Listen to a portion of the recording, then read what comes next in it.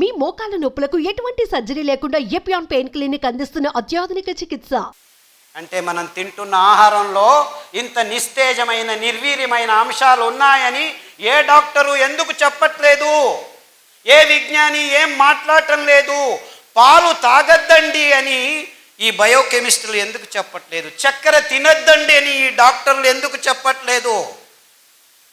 లేదు పెప్సీ తాగండి అని షారూక్ ఖాను, కోక్ తాగండి అని ఆమీర్ ఖాను, లేదు పైనుంచి వస్తాను సల్మాన్ ఖాన్ థమ్స్అప్. అందరూ అమ్ముతుండేది 100 mlలో 45 గ్రాములు చక్కెర. అంటే మీరు ఒక పెప్సీ తాగితే మీ దేహంలోకి 45 గ్రాముల చక్కెరని తోస్తున్నారనమాట 2 నిమిషాల్లో. మీకు కావాల్సింది రక్తంలో 5 గ్రాములు చక్కెర సరిగ్గా ఉంటే. 5 గ్రాముల చక్కెరని మీరు ఖర్చు చేయాలంటే 1 గంట నడవాలి. అంటే మీరు ఒక పెప్సీ తాగితే ఎన్ని గంటలు నడవాలి? 9 గంటలు నడవాలి. బియ్యం 100 గ్రాములు తింటే మీకు 35 గ్రాములు చక్కెర వచ్చేస్తుంది హాఫ్ అన్ అవర్లో.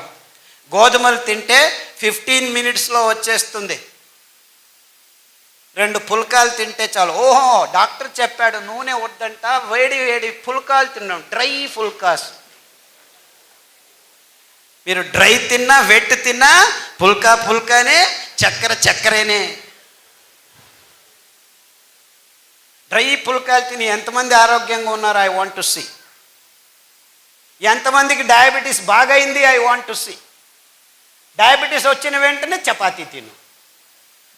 ఉత్తర భారతదేశంలో అందరూ చపాతీలే తింటున్నారు, మనకంటే ఎక్కువ రోగం ఉంది అని ఎవరు అడగట్లేదు. అంటే ఈ గోధుమలు, ఈ బియ్యము, ఈ పాలు, ఈ చక్కెర మనకు అసమతులనాన్ని కనిచేస్తున్నాయి. గ్లూకోజ్ ఎక్కువ రక్తంలోకి పంపు చేస్తున్నాయి. 15-20 నిమిషాల్లోనే ఇంతింత గ్లూకోజ్ పోతుంది. మన దేహంలో రక్తంలో ఉండాల్సింది 5 గ్రాముల కంటే ఎక్కువ ఉంటే అసమతులనం. ఎక్కువైతే విషం కూడా, అమృతం కూడా విషం. నాకు దిక్కు తిరుగుతుంది. ఎక్కువైతే అమృతం. గ్లూకోజ్ కావాలి. 5 గ్రాముల కంటే తక్కువైతే ప్రజ్ఞ తప్పి పడిపోతాము. అదే జరుగుతుంది చిన్న పిల్లల్లో. ఇప్పుడు ఇన్సులిన్ 10 యూనిట్లు పొద్దున, 10 యూనిట్లు సాయంకాలం చేస్తున్నారు. రక్తంలో గ్లూకోజ్ లేకుండా ప్రజ్ఞ తప్పి కోమాకు వెళ్ళిపోతున్నారు. ఇదంతా ఏం పారగలేదు, బాగలేదు, మేము హైటెక్ చిప్పు రెడీ చేశాము, ఎంత గ్లూకోజ్ కావాలో అంత గ్లూకోజ్ను లోపలికి తీసుకెళ్లే ఇన్సులిన్ను మాత్రమే రిలీజ్ చేస్తుంది, తొడలో పెడతాము, వారం వచ్చి కియోస్క్లో కూర్చొని మొబైల్ లాగా ఛార్జ్ చేసుకుని ఇన్సులిన్ మొబైల్ లాగా ఛార్జ్ కూర్చోవాలి. 3 గంటలు కూర్చుంటే ఇన్సులిన్ లోపల పోతుంది. తర్వాత 1 వారం తిరగచ్చు, మళ్ళా కూర్చోవాలి, మొబైల్ లాగా ఛార్జ్ చేసుకుంది. ఆ చిప్పు పెట్టేదానికి 3 లక్షలు, ప్రతిసారి ఛార్జ్ చేసేదానికి 3,000. ఇది అరే ఎందుకు ఆ చిన్న పిల్లవాడికి గ్లూకోజ్ ఎక్కువ అవుతుంది రక్తంలో? ఈ బిస్కెట్లు, ఈ చాక్లెట్లు, ఈ కేకులు, ఈ కొవ్వు పదార్థాలు, ఆ డాల్డా, ఈ మాంసము తయారైన తర్వాత తిన్న తర్వాత మిగిలిన మాంసాన్ని పారేస్తే డబ్బులు ఖర్చు అవుతాయని దాన్ని బాగా పెద్ద ఇలాంటి పెద్ద హాల్ అంతా వ్యాట్స్లో స్టీల్ పాత్రలో వేసి కుదిస్తే పైకి తేలుతుంది కొవ్వు. ఆ కొవ్వే డాల్డా. తెచ్చి ప్రతి ఒక్క చిన్న ఊర్లలో బేకరీలకు ఇస్తున్నారు. బిస్కెట్లు, కేకులు. సార్ మేము బ్రాహ్మణులము, మాంసం తినము, అయినా క్యాన్సర్ వచ్చింది. ఎందుకు వచ్చింది? పొద్దున్న లేస్తే కాఫీలో బిస్కెట్ అద్దుకొని తింటున్నావు, రస్క్ అద్దుకొని తింటున్నావు. ఆ రస్క్లో 140 గ్రాములు ఈ డాల్డా ఉంది. ఆ డాల్డా ఎక్కడి నుంచి వచ్చింది? ఈ రీతి తయారు చేసిన కోళ్ళ మాంసం నుంచి, పందుల మాంసం నుంచి, ఆవుల మాంసం నుంచి, రోగ నిరోధక శక్తి లేని ఆ పందుల నుంచి, ఆవుల నుంచి, కోళ్ళ నుంచి వచ్చిన కొవ్వులో వైరస్లు ఉన్నాయి, కెమికల్స్ ఉన్నాయి. అవి తినటం వల్ల నీ దేహంలో క్యాన్సర్ చోటు చేసుకుంటుంది. ఈ సోయాబీను, ఈ మొక్కజొన్నలను కలిపి తయారు చేసిన పశుగ్రాసాన్ని తినటం వల్ల దానిలకు రోగం వచ్చింది, దానిలను తిని నీకు రోగం వస్తుందని ఎవ్వరూ చెప్పట్లేదు.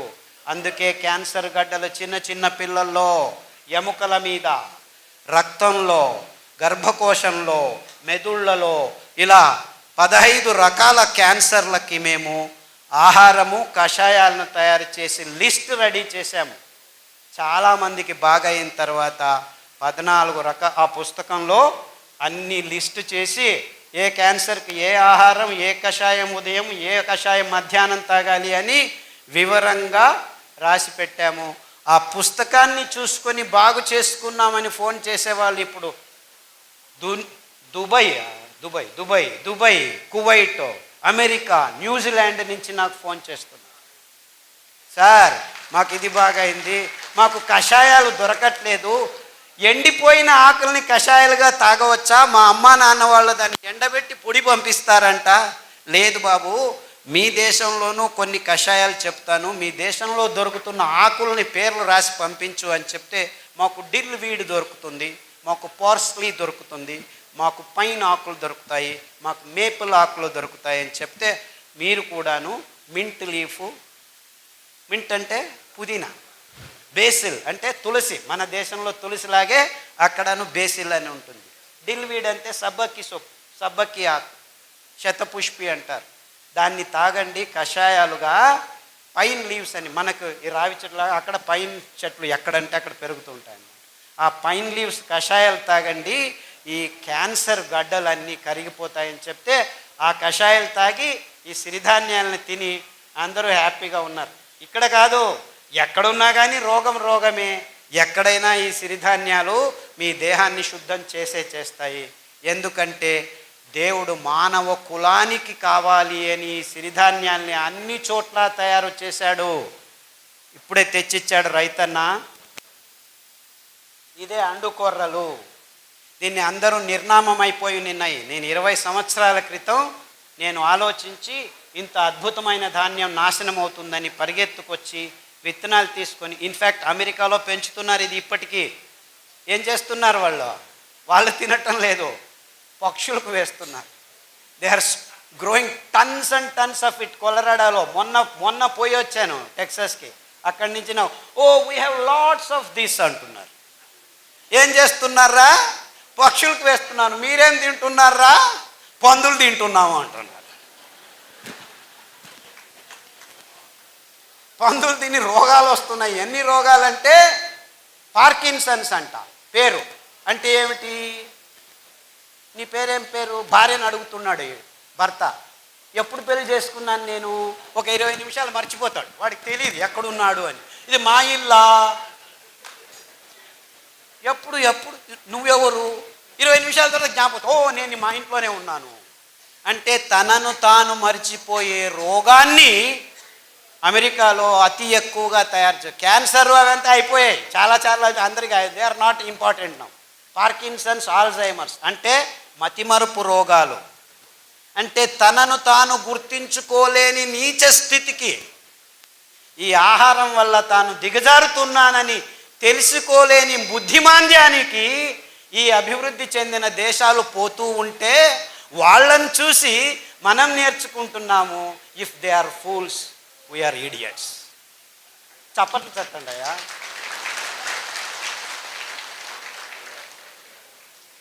మనం చేయాల్సింది ఇంతే. పార్కిన్సన్స్ మన దేశంలోనూ మెల్లిగా మొదలైంది. ఇప్పుడు 100కి 6 మందికి మన దేశంలోనూ పార్కిన్సన్స్ వచ్చేసిందని చెప్తున్నారు. By 2025 it will be 18%. ఇలా భయంకరమైన గణాంకాలు దొరుకుతున్నా కానీ నిమ్మకు నీరెత్తినట్టు కూర్చున్నాం మనం. ఇంకా చక్కెర కావాలి, ఇంకా మాంసం కావాలి, ఇంకా గుడ్లు తినాలి, ఇంకా నూడిల్స్ తినాలి. అమ్మ అవసరం లేదు, నాన్న అవసరం లేదు, 2 నిమిషాలు నూడిల్స్ అని చెప్తే అందరూ వెళ్ళి ఆబగా పిల్లలకి ఏమిటి మేమే తింటామని వాళ్ళకు పెట్టకుండా మనమే తింటున్నాము.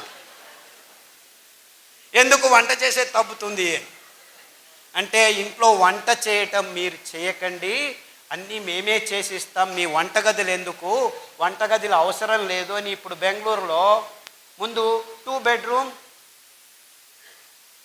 కిచెన్ అని ఉండేది, ఇప్పుడు కిచెన్ తీసేస్తున్నారు. అటాచ్డ్ బాత్రూమ్స్ ఎన్ని ఉన్నాయి అని అడుగుతున్నారు. అంటే ఒకరికి ఉచ్చులో వస్తుంది, ఇంకోటి పోతుంది, ఇంకోటి పోతుంది, అయ్యో ఇంకొకటి. This is the condition. Sadly వంటగది బాగా ఉండాలి. మన వంటలు మనం చేసుకొని మన చేతులతో మన పిల్లలకు అందిస్తే మన పిల్లల ఆరోగ్యం ఉంటుందని ఈ కంపెనీలు, ఈ అర్బన్ లైఫ్ మనల్ని నాశనం చేస్తున్నాయని మీకందరికీ హెచ్చరిక చేసేదానికి వచ్చాను. చిన్న చిన్న ఊర్లలో కూడాను ఇప్పుడు వంటలు చేయడం ఆపి హోటళ్ళకు వెళ్ళి హోటళ్ళలో అది ఏమిస్తున్నారో దిక్కు తెలియట్లేదు, దాన్ని తింటున్నారు. మసాలాలు వేస్తే అది ఏమిస్తున్నారో దిక్కు తెలియదు మీకు, దాన్ని తింటున్నారు. రోగాలు వస్తున్నాయి, నో ప్రాబ్లం, ర్యాంటాక్ వేసుకో, జంటాక్ వేసుకో, ఈ ట్యాక్ వేసుకో, ఆ ట్యాక్ వేసుకో, మళ్ళా వెళ్ళి అలాగే తిను. అరే ఎందుకురా ఇలా అవుతుంది అని ఆలోచించట్లేదు. మజ్జిగ తాగండి, బయటికి వెళ్తే మజ్జిగకు మెంతి పొడి వేసుకొని తాగండి, లోపల విషం పోయినా కానీ మీకు రోగ నిరోధక శక్తి ఉంటుంది. ఇలాంటి చిన్న చిన్న విషయాల్లో మీ ఆరోగ్యం ఉంది అంటే ఆరోగ్యం మీ నోటికి వెళుతున్న ప్రతి ముద్దలో ప్రతి చుక్కలో ఉంది. కానీ ఈ డాక్టర్ల చుట్టూ తిరుగుతుంటే మీకు ట్యాబ్లెట్లు దొరుకుతాయి, ఆసుపత్రులు పెద్దవవుతాయి, రోగాలు బాగు కావు, ఆసుపత్రులలో ఆరోగ్యం లేనే లేదు.